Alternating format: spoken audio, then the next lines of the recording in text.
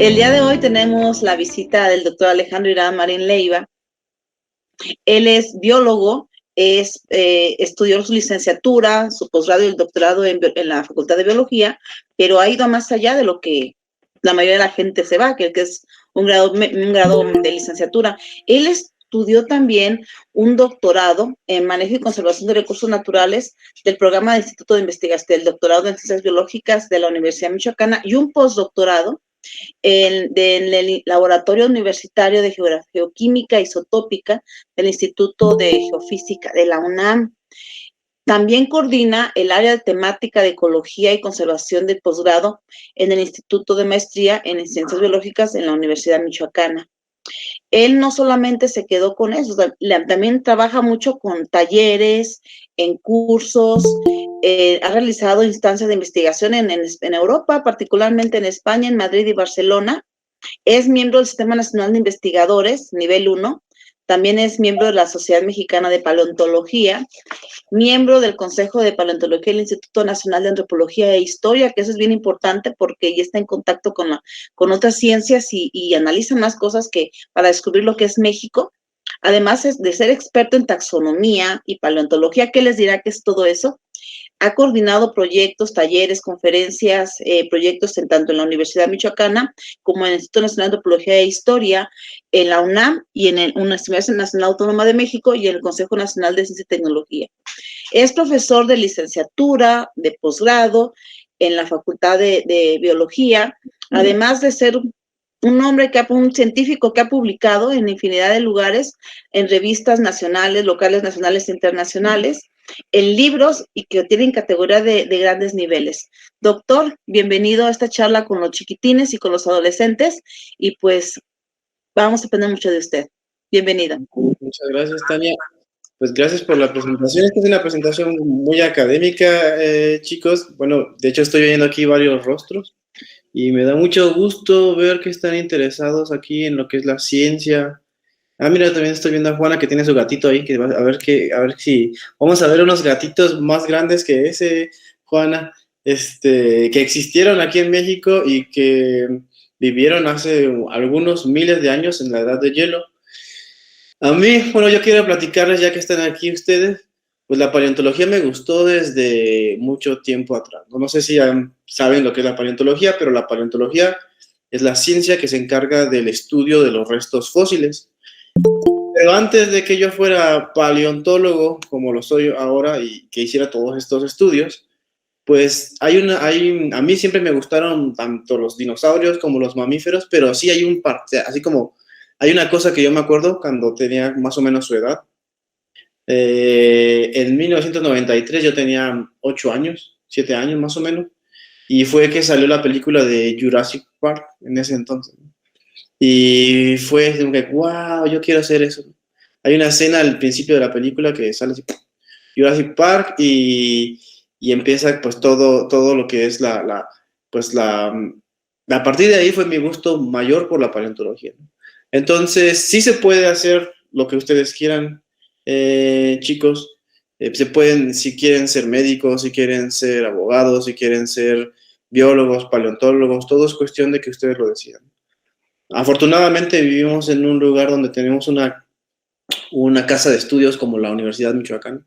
Ustedes están en la primaria o algunos están en la secundaria, pero pues ya dentro de poco pues van a pensar pueden ir pensando en qué quieren hacer. Y sus sueños de niños se pueden volver realidad. Yo siempre quise ser paleontólogo y ahora soy paleontólogo, ¿no?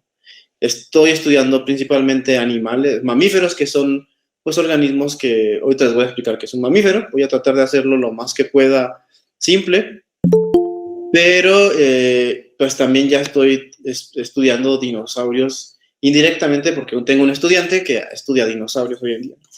Entonces, pues vamos a ir viendo cosas y me da mucho gusto ver sus caritas y que pues estén interesados en esto, en esta parte, ¿no? Y que vean que, por ejemplo, hoy nos vamos a tratar o vamos a centrarnos en el estudio de los mamíferos, pero ayer justamente también dimos una charla con otros compañeros de la UNAM de dinosaurios que hay en Michoacán, ¿no? También hay dinosaurios en Michoacán.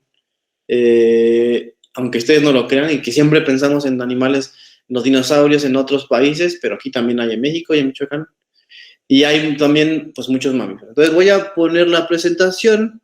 Entonces ya saben, si tienen alguna duda, alguna pregunta, algún comentario, cualquier cosa que ustedes crean que les puede llamar la atención, dígamelo. No hay ninguna pregunta, decimos que no hay ninguna pregunta que sea tonta, sí, todas las preguntas son válidas, todas las dudas son importantes, y así es como avanza la ciencia. La ciencia avanza a partir de problemas y preguntas científicas. No sabemos todo, si supiéramos todo, pues realmente no habría avances científicos, ¿no? Y no estaríamos haciendo lo que hacemos, ¿no? Entonces, pues voy a tratar de explicarlo así lo más somero posible. Como les dije, pues la paleontología es la ciencia que se encarga de estudiar los fósiles, y un fósil es toda evidencia de vida del pasado, ¿no? Entonces, aquí les voy a platicar un poquito. Sí, adelante. No escucho que alguien como que quiere decir algo. No sé si estoy mal. No, más bien entró señal, pero no, nadie levantó su mano. Ok. Entonces, bueno, el contenido de la charla, pues ya lo voy a pasar porque creo que así vamos a ver qué es un mamífero, cómo evolucionan los mamíferos. Nosotros somos mamíferos. Los humanos pertenecemos a un grupo de animales que se le conoce como mamíferos. Vamos a ver desde cuándo aparecen los mamíferos, cómo son los mamíferos, y vamos a hablar sobre todo de cómo en la paleontología y en estas ciencias que estudian los fósiles dividimos el tiempo geológico y nosotros dividimos algunas edades. ¿Cómo es la edad de hielo o la era de hielo? No sé si han visto esas películas de donde sale Sid y sale Manny y sale el diente de sable. Entonces vamos a ver claramente desde un punto de vista científico qué es la era de hielo o la edad de hielo. Y vamos a empezar a ver una serie de reconstrucciones de los mamíferos que son del Pleistoceno, que todos o muchos, sobre todo de Norteamérica, ¿no? Entonces, aquí hay algunos diagramas que van a decir, ¿esto qué es, no? Pero, ¿qué es lo que hace a un mamífero? Ustedes, no sé si se han puesto a pensar, los mamíferos son un grupo que hoy si hablamos de animales, existen diferentes tipos de animales, ¿no? Nosotros podríamos definir por ejemplo, los corales o las anémonas son animales, ¿no? Y hay animales que podemos definir así en general como invertebrados y vertebrados, ¿no?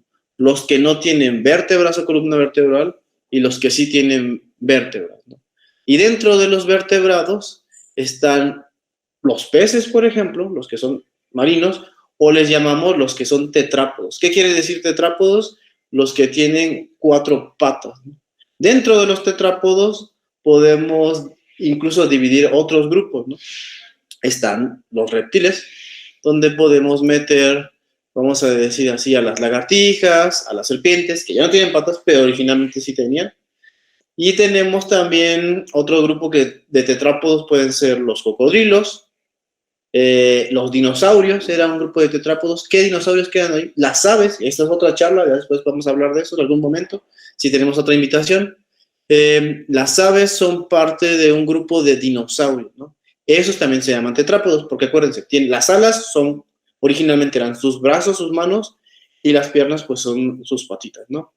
Y los mamíferos son el otro grupo de tetrápodos. Hoy en día, en la naturaleza actual, los tetrápodos más abundantes son las aves y después los mamíferos.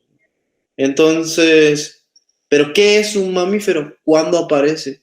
¿Cuál es la característica típica de los mamíferos? Nosotros somos mamíferos, como les decía, pero existen muchos tipos de mamíferos, ¿no?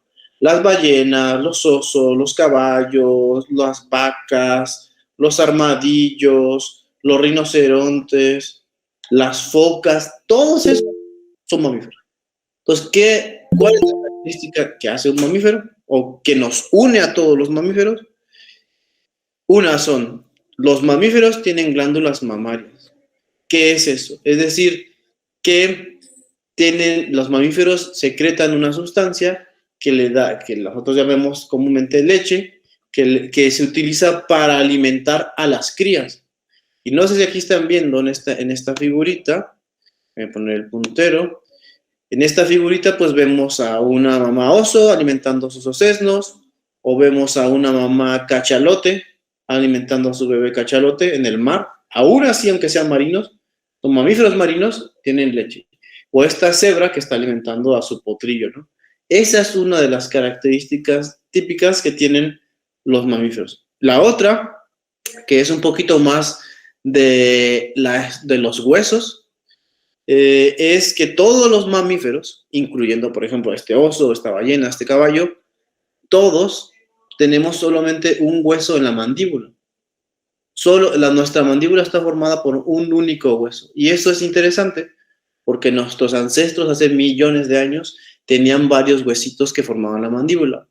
Pero la evolución hizo que estos huesitos que están aquí en la mandíbula se evolucionaran en lo que nosotros le llamamos ahora el oído interno. No sé si han escuchado, nosotros tenemos unos huesitos chiquitos en el oído que nos permite tener una mejor audición que cualquier de los otros tetrápodos, incluyendo aves, reptiles y todo eso. Tenemos una mejor capacidad de escuchar gracias a que estos huesitos que estaban en la mandíbula se modificaron y ahora son parte de lo que nosotros conocemos como el oído interno. Ahora por eso solamente tenemos esto. Otra cosa que no vemos tan bien, pero es una cuestión más como de nuestras estructuras de nuestro cerebro. Los mamíferos tienen una estructura en el cerebro que se le conoce como el neocórtex. La nueva corteza es única y típica de los mamíferos, de nosotros, ¿no? Acuérdense que nosotros somos mamíferos. Y otra cosa que posiblemente hace también diferente a los mamíferos es el pelo, ¿no?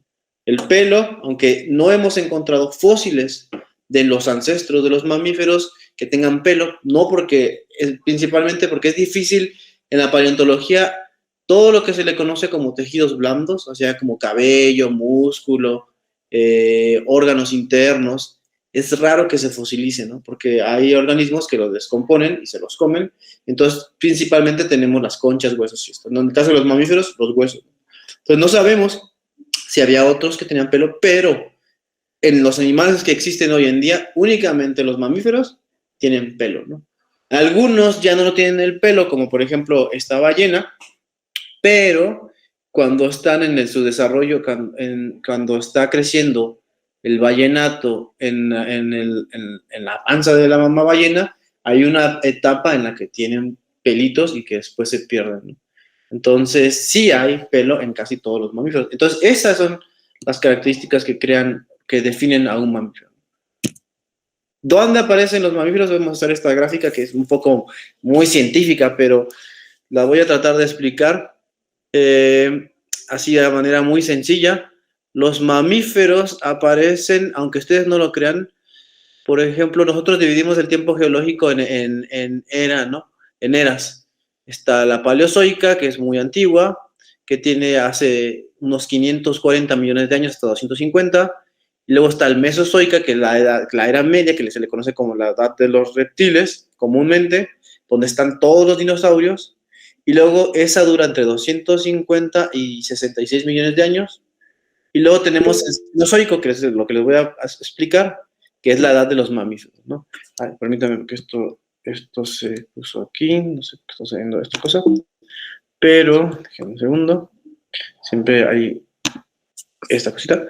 Y entonces, aunque el Cenozoico es la edad de los mamíferos, es donde hay más mamíferos, que es lo que les lleva de aquí. En la era Mesozoica, que es donde había más dinosaurios, existieron los dinosaurios, los mamíferos ya existían. Entonces, no es que los mamíferos se hayan acabado los dinosaurios y hayan empezado. No, ya había mamíferos. No eran muy grandes ni muy llamativos. Y se cree que los primeros mamíferos, aparecen más o menos hace unos 180, 200 millones de años. Entonces, somos organismos también que tienen una historia muy antigua en la Tierra. Entonces, ¿cuáles son las características clave para que se formen los mamíferos? Fíjense, en el Mesozoico, cuando había dinosaurios, existen 316 grupos de mamíferos pequeños.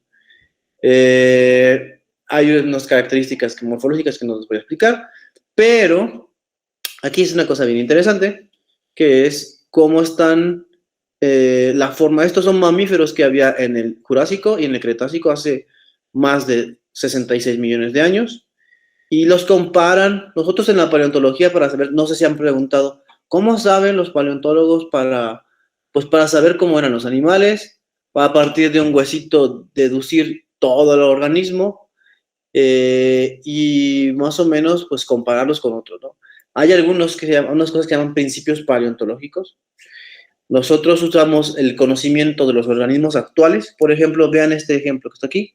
Este es un mapache, todo el mundo ha visto un mapache en el zoológico, hasta por alrededor, ¿no? Esta es la forma del mapache, ¿no? Así como un prosiónido, ese es el grupo, medio gordito, chistosito, y esta es su mandíbula, ¿no? Y este es un organismo que vivió hace más o menos 88 o 80 millones de años, o un poquito más, y que se llama Repenomanus. Esta es la mandíbula del Repenomanus y esta la del mapache. Nosotros comparamos la forma de ese organismo con la de los organismos actuales y entonces decimos, bueno, posiblemente y el tamaño, entonces este organismo pues será un tamaño más o menos mapachoide y la forma así, ¿no? Entonces comparamos los huesos de los animales actuales con los huesos y dientes de los animales fósiles, tratando de conocer, pues hacer una relación, ¿no? Sí, ahora hay una pregunta. Sí, Jessica tiene rato levantando la manita. Jessica, te damos la palabra. A ver, Jessica. Carnívoros porque comemos hierbabuena y carne. ¿Por qué a ver, nosotros somos carnívoros? Sí, ahorita vamos a ver, existen diferentes grupos de animales dentro de los mamíferos que podemos dividir por su alimentación, ¿no? Los que son exclusivamente herbívoros, los que son exclusivamente, o sea, que solamente comen plantas, los que son exclusivamente carnívoros, que solamente comen carne, y nosotros, los humanos, por ejemplo, somos omnívoros, ¿no? Comemos de todo, tanto plantas como carne, ¿no? ¿Por qué? Aquí hay una imagen que, bueno, ahorita más adelante van a ver algunos, pero los mamíferos originalmente, aquí se ve, los dientes que tienen los animales te dicen un poquito acerca de la dieta que tienen, ¿no? Por ejemplo, los vegetarianos, herbívoros, tienen dientes más adaptados a moler y triturar las plantas. Entonces, y además, su cuerpo, su fisiología, sus órganos internos los ayudan a hacer una mejor digestión, ¿no? Los carnívoros tienen dientes adaptados a cortar carne. Y nosotros tenemos una serie de diferentes tipos de dientes. Dientes para desgarrar, dientes para triturar y dientes para moler, ¿no? Si fuéramos exclusivamente herbívoros, nuestros dientes y nuestra fisiología sería diferente. Igual que si fuéramos solamente carnívoros, ¿no? Entonces, sí tiene que ver, hay una historia evolutiva de nuestra forma, de cómo somos, que es que tiene que ver con las presiones ambientales. Entonces, nosotros podemos saber a partir de los dientes si eran más carnívoros, si eran más herbívoros o omnívoros, ¿no? Y no necesariamente es así, porque, por ejemplo, nosotros pensamos en un oso. Los osos, aunque les gusta principalmente comer carne y tienen una dentición también más adaptada a la carne, hay algunos osos que se han modificado y que ahora comen exclusivamente plantas o raíces, ¿no? Entonces varía, pero sí, nosotros evolutivamente somos omnívoros, pero la alimentación hoy en día depende de nuestras preferencias, ¿no? Qué nos gusta más y el tipo de dieta que queremos tener. Pero morfológicamente, evolutivamente, somos omnívoros, ¿no? Eso es lo que nos dice la ciencia. ¿Sí? ¿Ok? Bueno, este diagrama que no es así como muy fácil de entender, pero nada más para que se queden con una idea de esta línea que está aquí. ¿Cuántas especies de mamíferos existen hoy en día? Existen aproximadamente, porque puede estar cambiando nuevos registros, 6.495 especies de mamíferos. Vivas hay 6.399, extintas recientemente 96. Se dividen en géneros, 1.314, en 167 familias y 27 órdenes.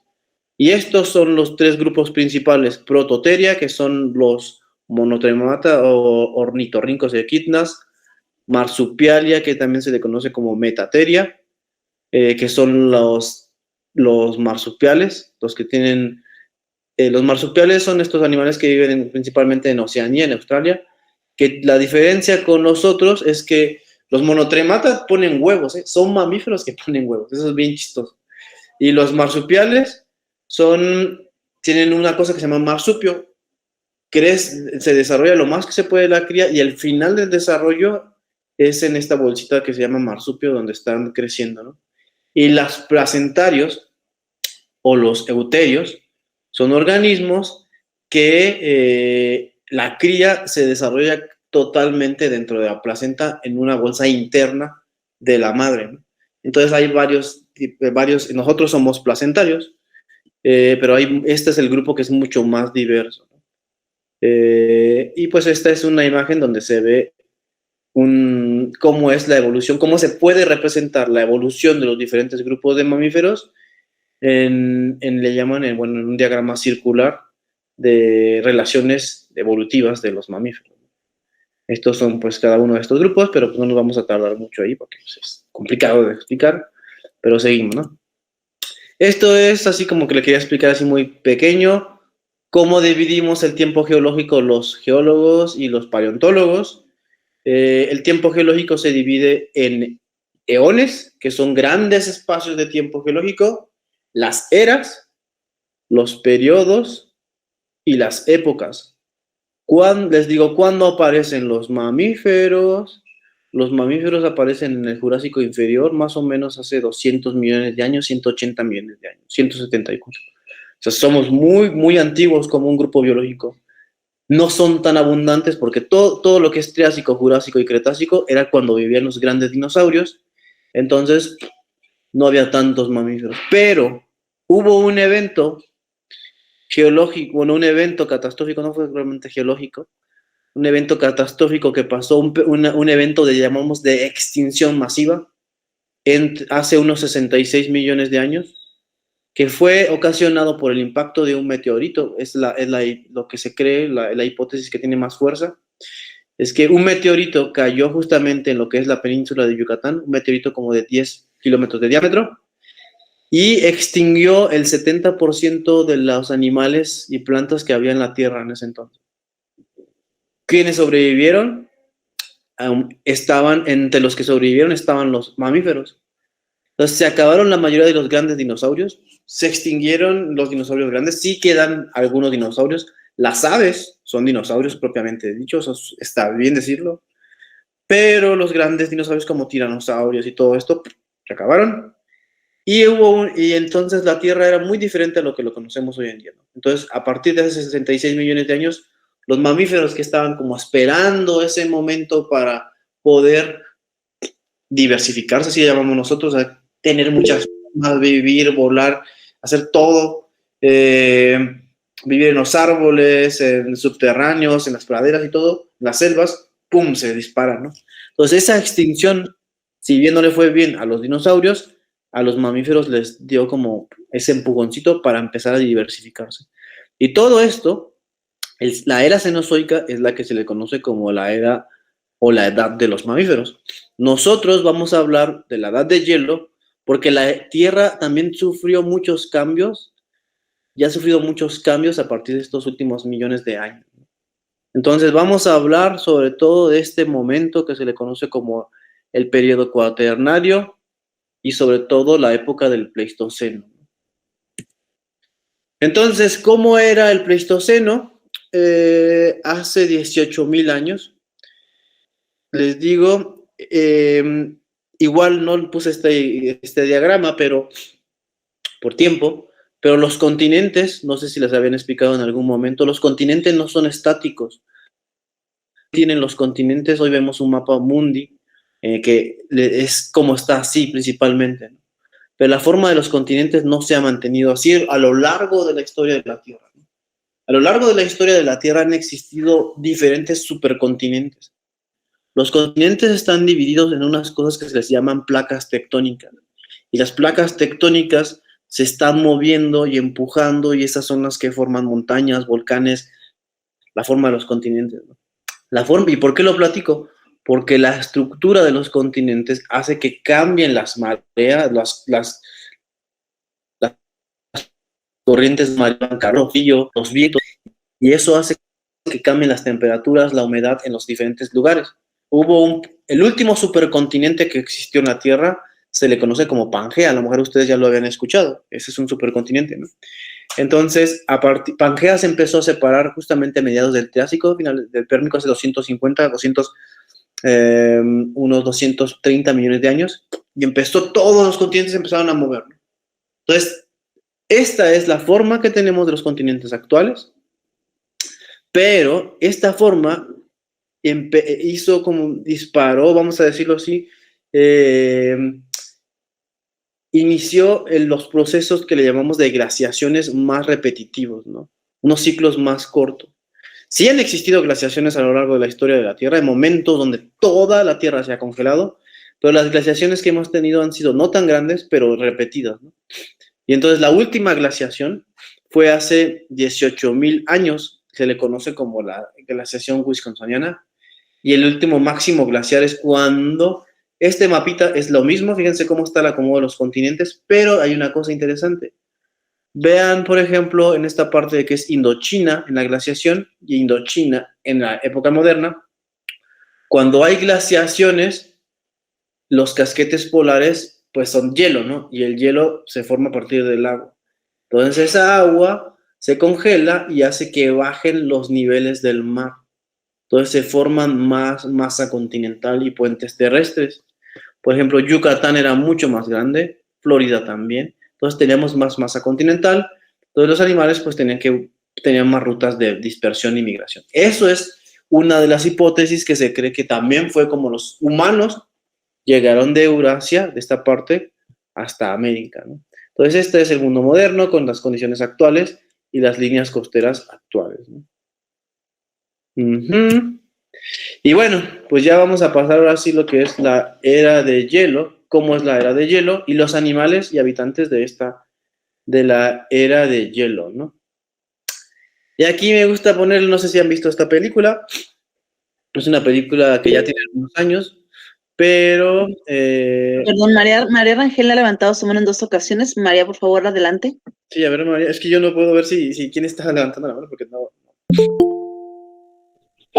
Yo ya la había visto, la de la era de hielo, y la verdad me pareció muy bonita la película. Sí, está muy bonita. A mí me gusta la 1 también, María, aunque hay varias, ¿no? La era de hielo, hasta 4 creo.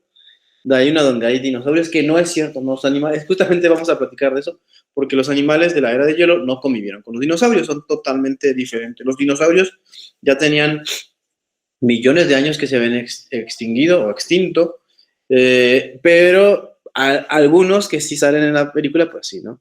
No me acuerdo, este es Manny, que este es un mamut, este Sid, que es un perezoso de tierra, y ¿cómo se llama? Se llama Leo, no me acuerdo, siempre se me olvida. Este es un dientes de sable, que es un Smilodon, y esta ardillita, pues que siempre está buscando, ¿no? Y acá es de la 2, salen unas zarigüeyas, que son los tlacuaches que nosotros vemos.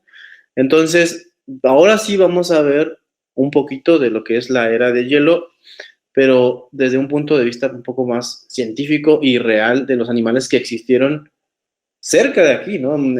Cerca de Morelia, de Cuitzeo, hace unos 10,000 años, ¿no? Entonces este mapita, a ver si lo puedo explicar un poquito.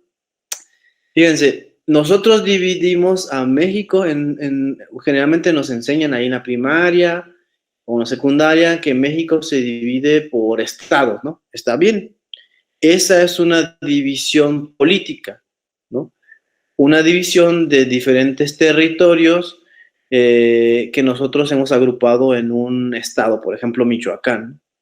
Pero en la naturaleza esas divisiones políticas pues no cumplen siempre no están hechas en función de algunas características geológicas o climáticas. Entonces hay diferentes formas de representar, por ejemplo, México, ¿no? Y esto es un mapa de México dividido, nosotros le llamamos así, en regiones morfotectónicas. ¿Qué quiere decir esto? en función de las estructuras geológicas y de las rocas que hay ahí, ¿sí? Entonces, este es un mapita que nada más lo quiero enseñar, porque tiene varios puntos. Cada una de estas crucecitas son algunos de los yacimientos paleontológicos del Pleistoceno o Rancho Labriano que se han encontrado en cada una de estas regiones morfotectónicas. Y si ven, el lugar donde hay mayor número de yacimientos es el centro de México. Puede ser que aquí no se haya excavado tanto, por eso no hayamos encontrado tantas cosas. Entonces, puede ser que aquí. Pero ¿dónde estamos nosotros? ¿Dónde está Michoacán? Principalmente Morelia. Aquí hay un 1, no sé si alcanza a ver en sus pantallas, en sus telefonitos, pero donde está lo rojo, este es un yacimiento muy importante que se le conoce como La Goleta, que está cerca de la salida a Charo, de 10 minutos. Y entonces, este es donde estamos ubicados nosotros. Dentro de la geología, esa zona, Morelia, se ubica en un lugar, en una región que se le conoce como el Cinturón Volcánico Transmexicano, que es todas las montañas que están de aquí alrededor son volcanes, ¿no? Y esos volcanes, y también está lleno de lagos, y esos lagos han atraído muchos de los animales de la megafauna, o los atraían, y animales actuales, que después en algún momento morían alrededor y se quedaban fosilizados en esa zona.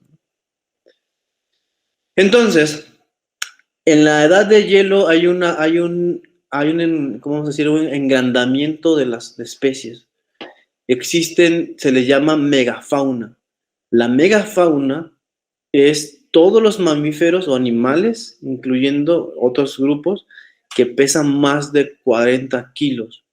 Y esta es una imagen de la megafauna, representando en negro es la megafauna que existía y ahora la que existe en cada una de estas regiones del mundo, ¿no? Esta es la región de Norteamérica, Sudamérica, África, Asia, Australia, ¿no?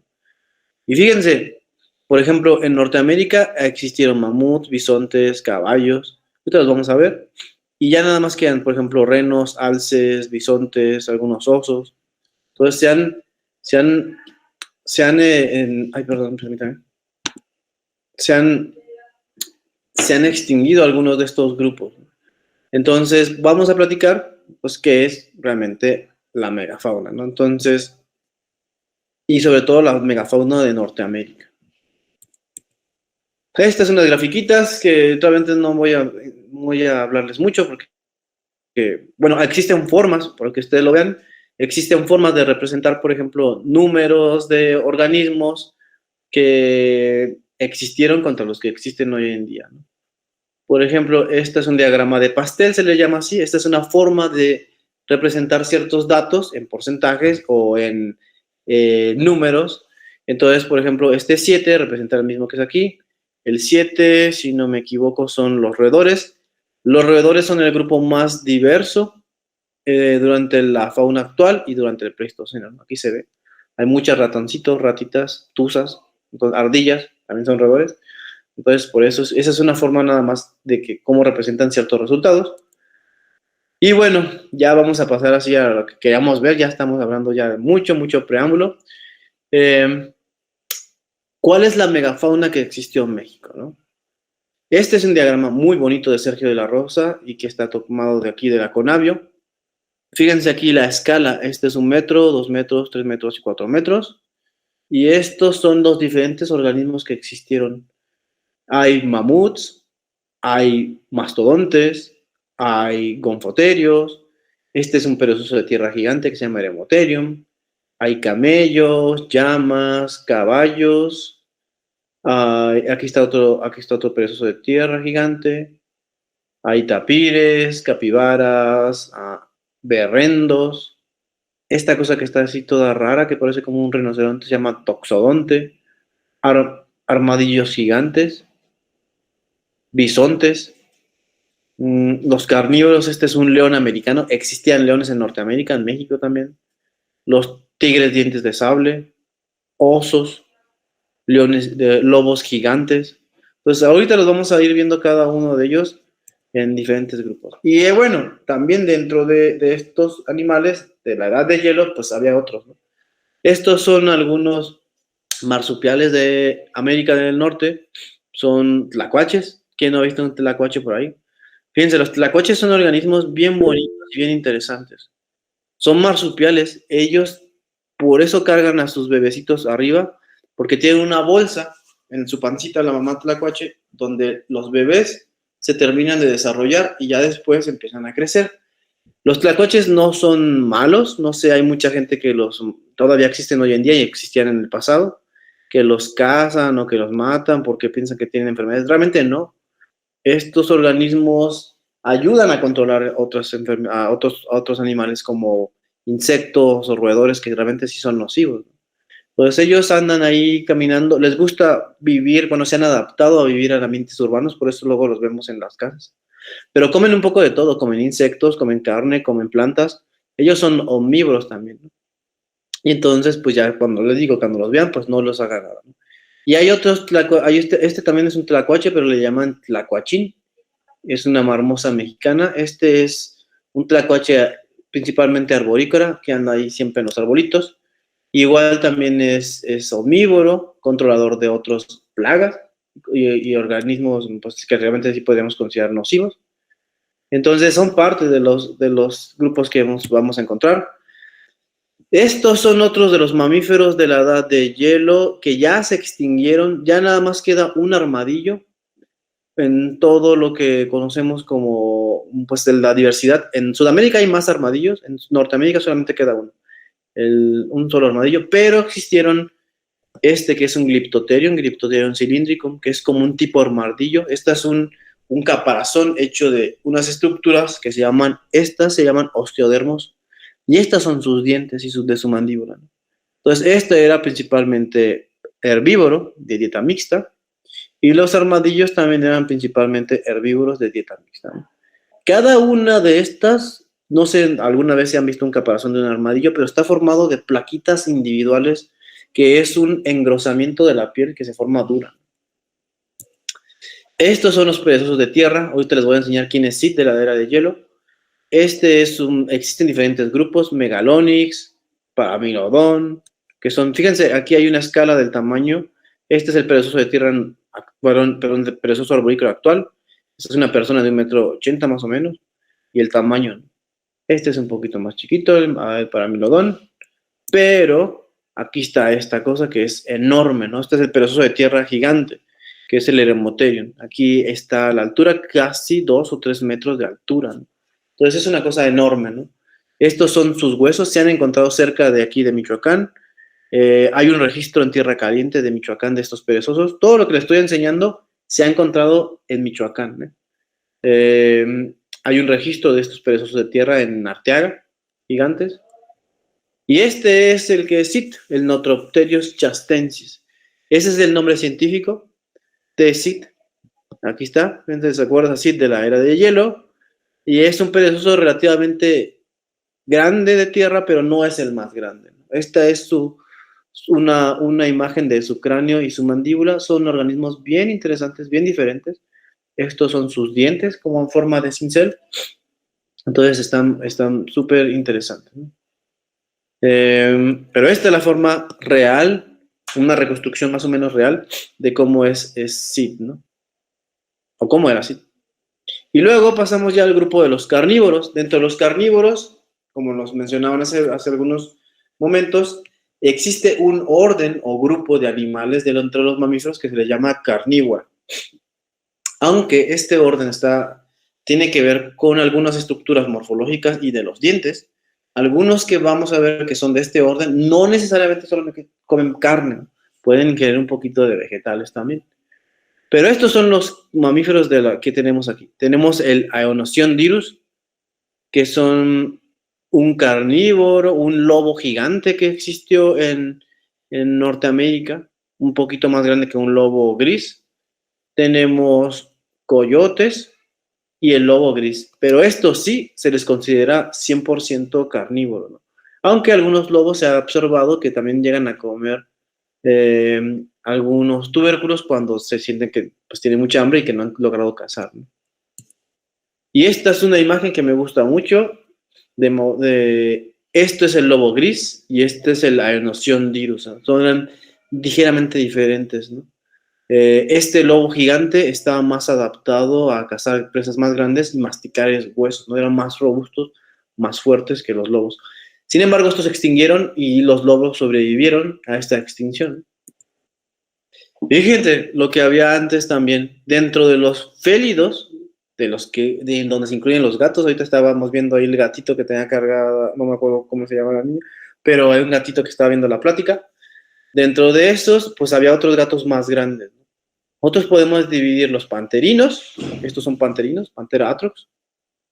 Este es un león de América del Norte, un jaguar y un puma.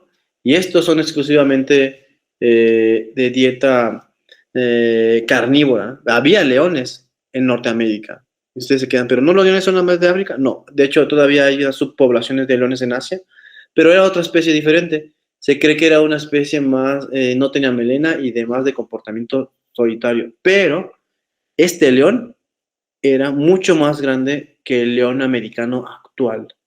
Aquí se ve el león americano, africano actual, y este es el león americano. Y los jaguares, pues, se parecen mucho al jaguar que hay hoy en día y a los pumas, los que hay hoy en día también.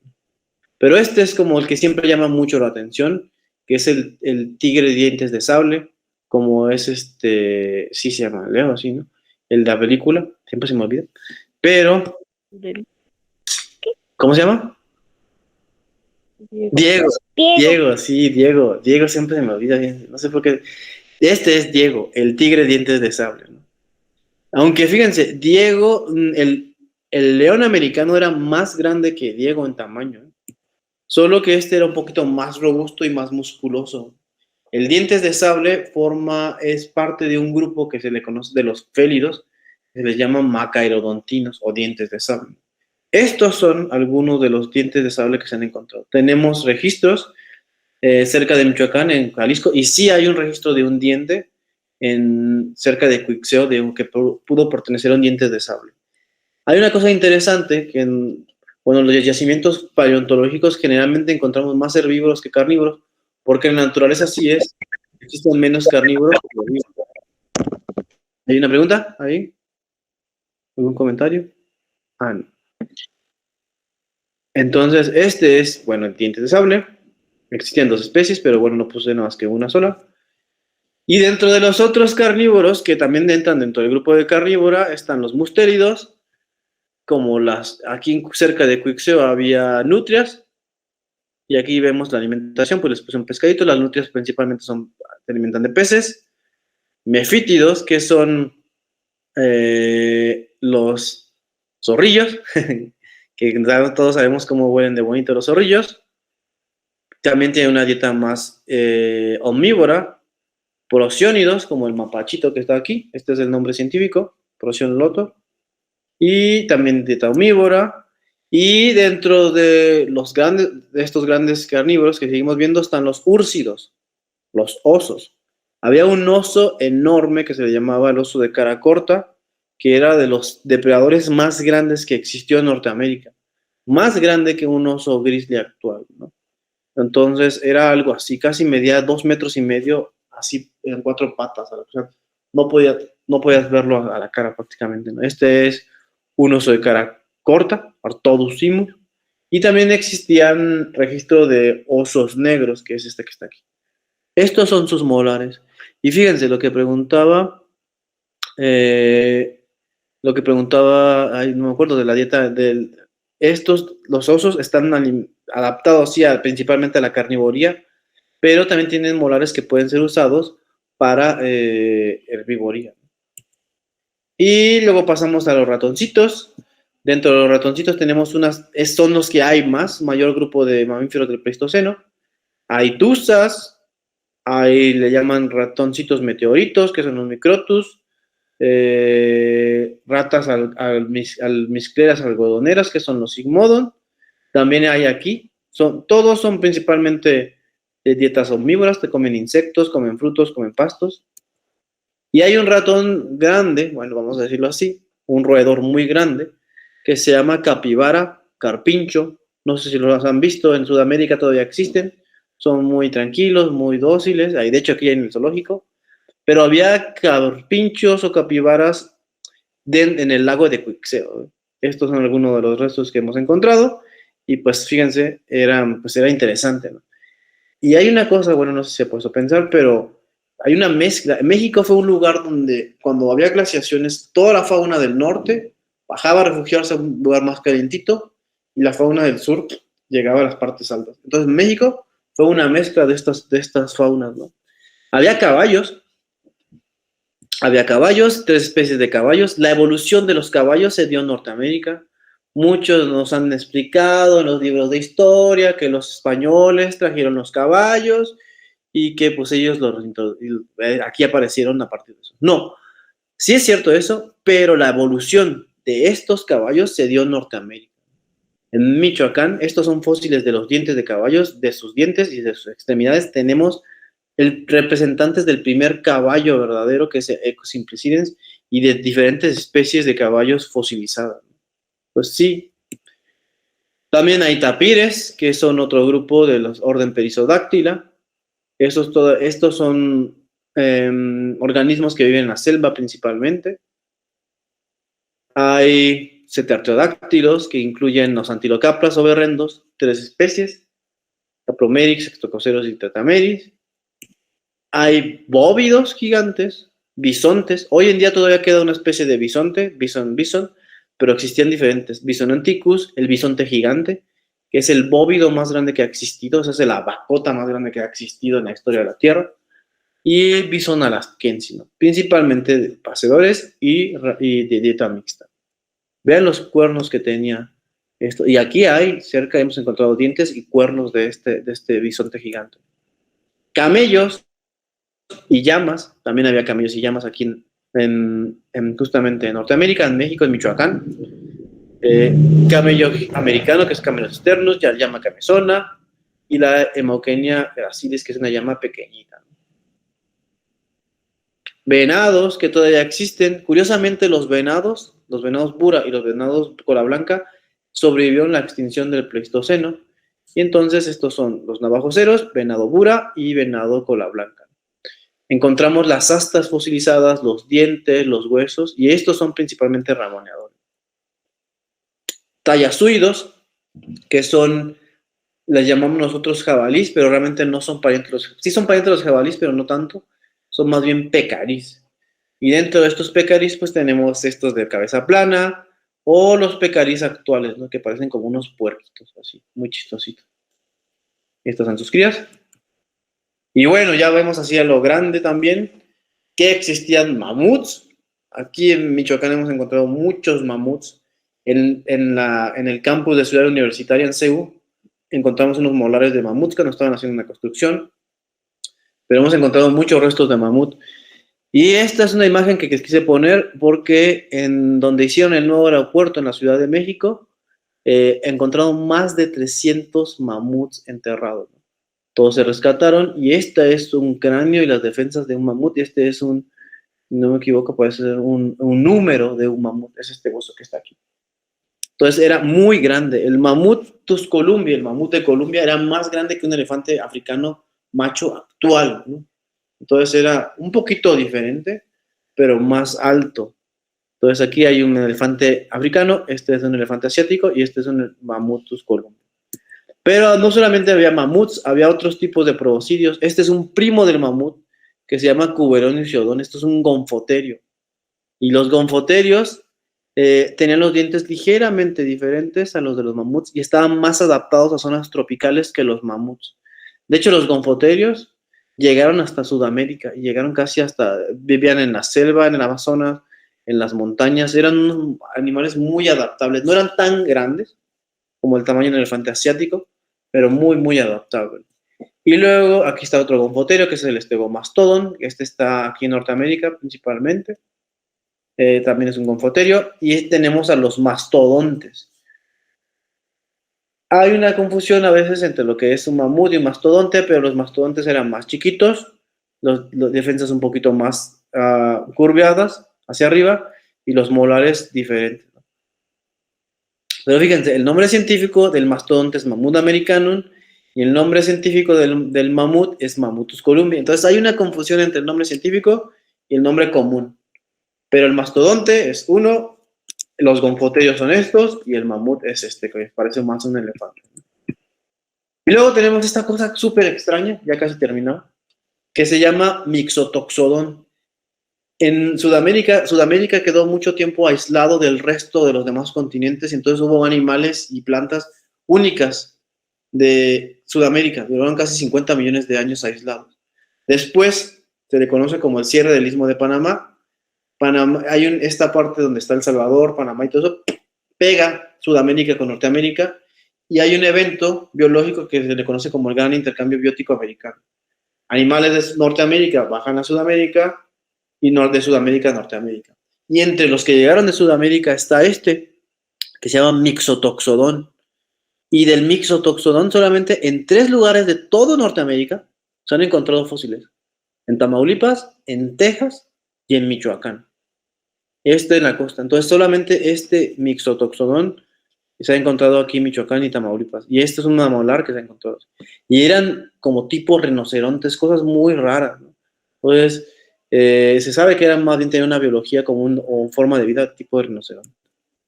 Y bueno, ya para terminar, pues cómo se veían, por ejemplo, esta es una reconstrucción paleoartística de Joaquín en Ponce, donde se ve pues algunos de los animales que vivían cerca del agua, los capibaras, los gonfoterios, o los animales que vivían en zonas más abiertas, ¿no? Gliptodontes, bisontes gigantes, camellos, mamuts, ¿no?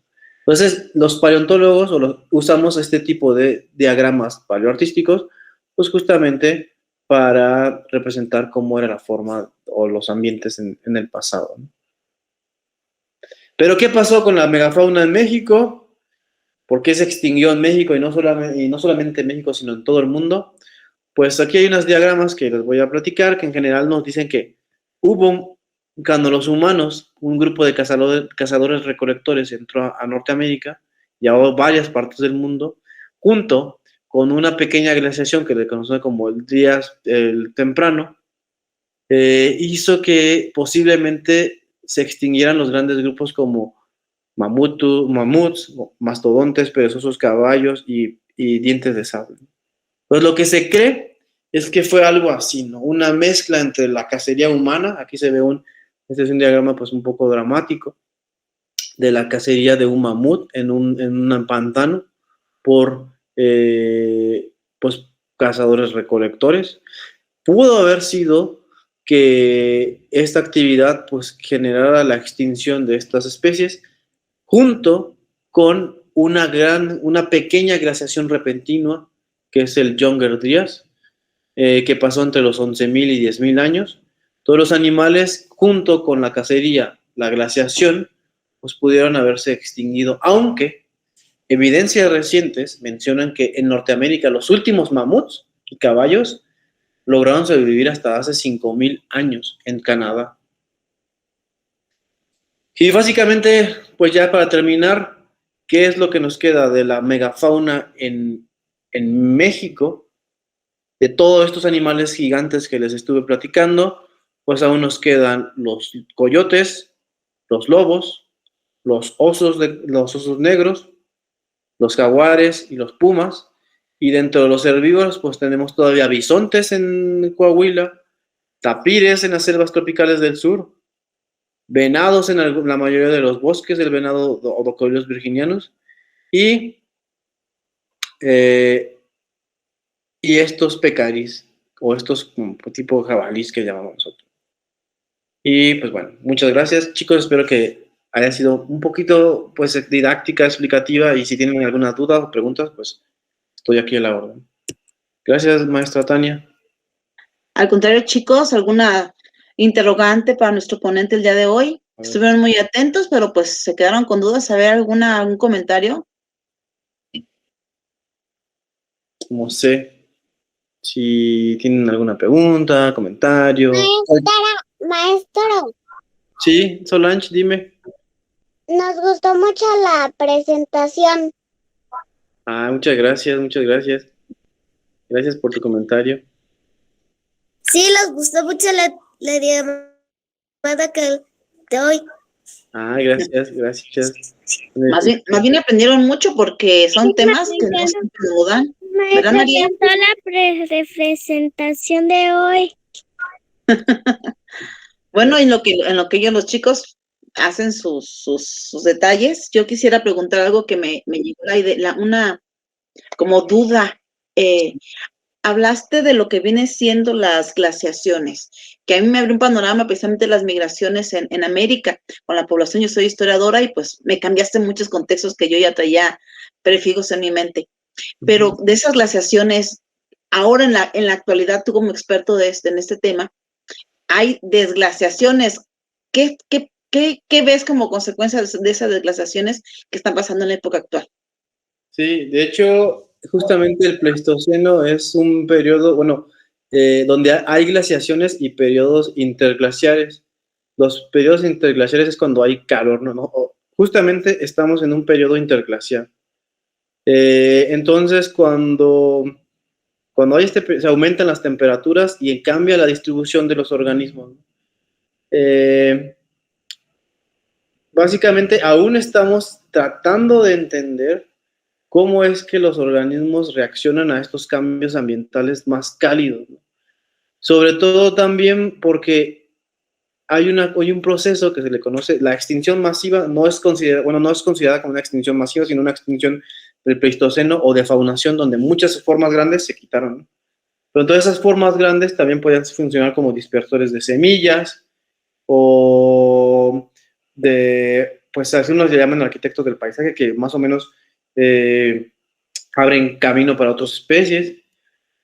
Pero ¿qué está pasando? Pues se están expandiendo los biomas más áridos y más secos, y los bosques tropicales se están reduciendo a las zonas pues, donde hay más humedad. Pero aquí hay una cosa que es interesante. Nosotros, como humanos, estamos acelerando el proceso de cambio climático y de aumento en el calentamiento global. Los cambios ambientales son normales en la historia de la Tierra, ¿no? Siempre hay cambios ambientales y siempre va a haber cambios en clima. Pero lo que no es normal es que una sola especie haya influido en un cambio ambiental tan grande en forma tan rápida, ¿sí?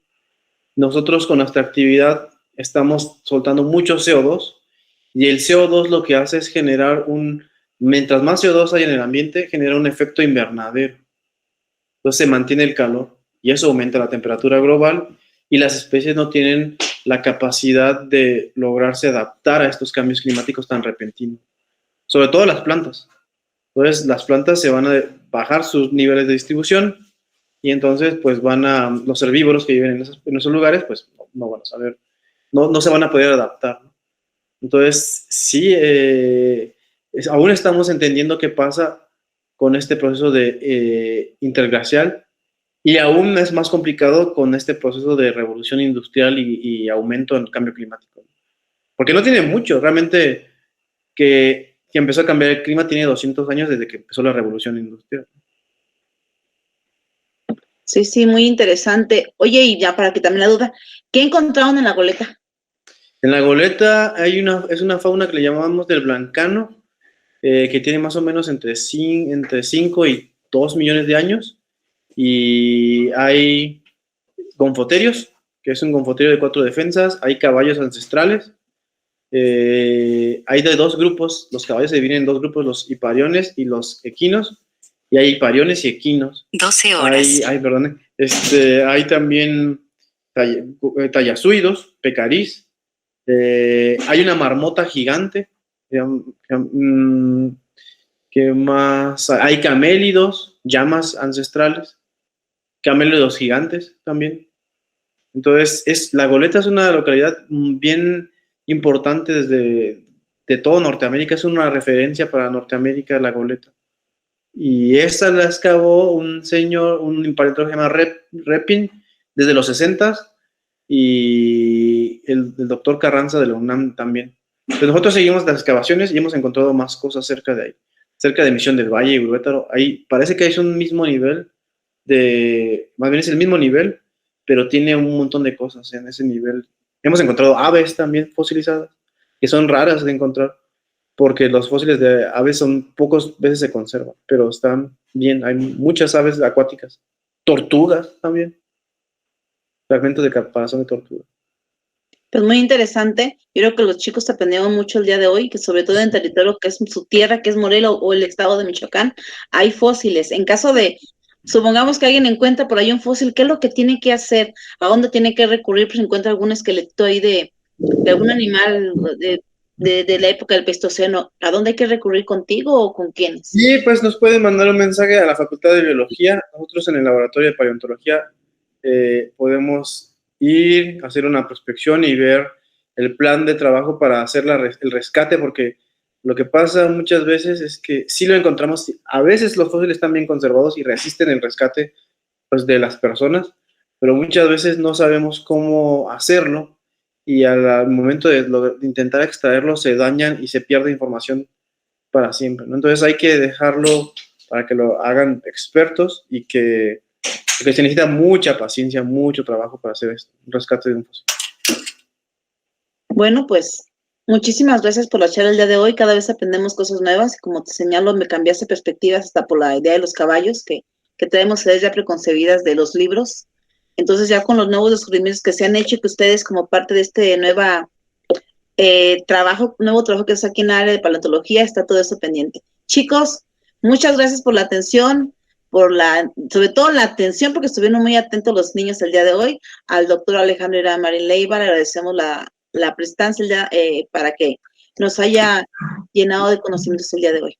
Muy agradecida, doctor.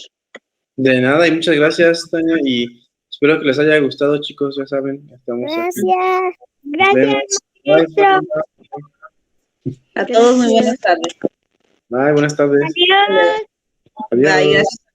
Gracias a Roberto, gracias a Erika y al equipo de trabajo. Muy buenas tardes. Adiós, maestro. Hasta luego.